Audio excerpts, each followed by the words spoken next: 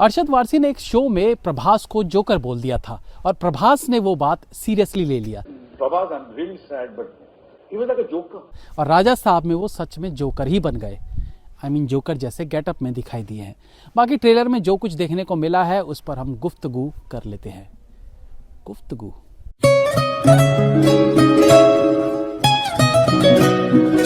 आजकल संजय दत्त का ऐसा जलवा है कि बॉलीवुड से लेकर टॉलीवुड तक बिना संजय दत्त के कोई फिल्म ही नहीं बन पा रही है और संजय दत्त भी बिना स्क्रिप्ट पढ़े धड़ल्ले से फिल्में साइन करते जा रहे हैं। बाकी कोई धुरंधर जैसी धुरंधर निकल आती है तो कोई भूतिया जैसी द भूतनी जैसी फिल्म। पुरानी बॉलीवुड फिल्मों में एक एक्टर थे जगदीश राज, जो हर फिल्म में पुलिस वाले का ही किरदार निभाते थे। इसलिए उन्होंने अपनी पर्सनल 2-3 वर्दियां सिलवाकर घर पर रख ली थी और रोज वर्दी पहनकर ही सेट की तरफ निकल जाते थे, ये सोच के कि भले 4 फिल्में एक साथ कर रहा हूं लेकिन कॉस्ट्यूम तो सेम ही रहेगा। किसी भी फिल्म के सेट पर जाओ यही वर्दी काम आ जाएगी। वही हाल इन दिनों संजू बाबा का है। सेम बाल और दाढ़ी में निकल पड़ते हैं और फिल्म कोई भी हो उन्हें एक्स्ट्रा मेकअप वगैरह की जरूरत नहीं पड़ती। एनीवेज, ट्रेलर रिलीज हुआ है फिल्म द राजा साहब का और हम इतनी देर से संजू बाबा के बारे में बात कर रहे हैं तो मतलब द राजा साहब में संजू बाबा भी हैं और अगेन उनमें कोई चेंजेस देखने को नहीं मिला है। जैसा वो पिछली 50 फिल्मों करते आए हैं यहाँ भी वो वैसे ही करते दिख रहे हैं और उन्हें रियल लाइफ में देखकर लगता भी है कि भाड़ में जाए एक्टिंग, परफॉर्मेंस और स्क्रिप्ट, पैसा कमाओ, दुबई जाओ।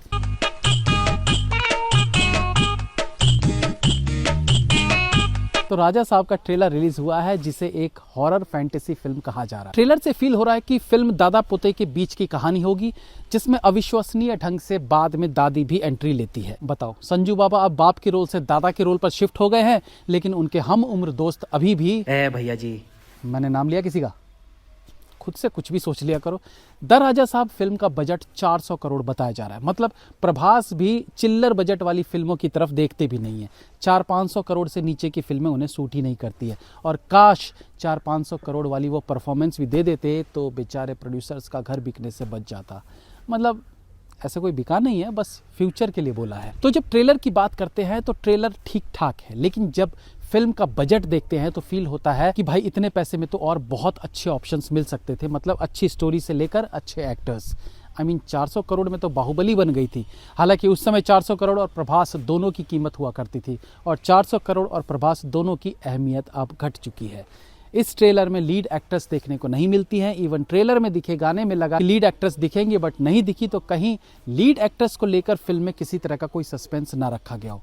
मतलब ऐसा नॉर्मली होता नहीं कि लीड एक्ट्रेस को ट्रेलर में भी इंट्रोड्यूस ना कराया गया हो। एनीवेज, तो अपने आदित्य पंचोली साहब की रियल वाइफ जरीना वहाब प्रभास की दादी के किरदार में देखने को मिल रही हैं। तो ये बेसिकली एक तरह की हॉरर कॉमेडी फिल्म रहने वाली है जिसमें हॉरर पार्ट में कुछ क्रिएटिव सीन्स देखने को जरूर मिले हैं, जैसे कि कुएं वाला सीन, ट्रेन वाला सीन, फोटो फ्रेम वाला सीन। मतलब कुछ जगह क्रिएटिविटी देखने को मिली है। वहीं ये ट्रेलर थोड़ी थोड़ी प्रभास की पुरानी फिल्मों जैसे रेबेल, बाहुबली जैसी वाइब्स दे रहा है।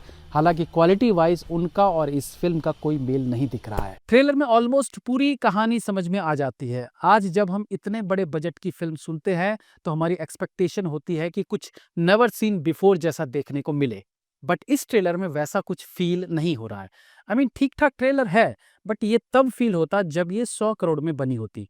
मतलब 400 करोड़ में ये सब हजम नहीं हुआ भाई।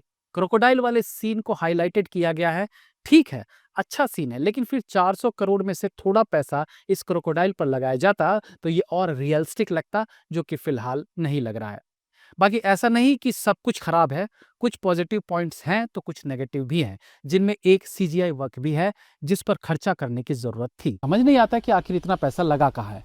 मुझे डर है कि कहीं टॉलीवुड भी भोजपुरी इंडस्ट्री की तरह ना हो जाए जहां सारा पैसा एक्टर्स ले जाते हैं और फिल्म के लिए 10% बजट ही बच पाता है। बाकी ट्रेलर बहुत खराब भी नहीं कह सकते। लेट्स सी 9 जनवरी को फिल्म रिलीज पर और क्या चीज सामने आती है। Have a nice day.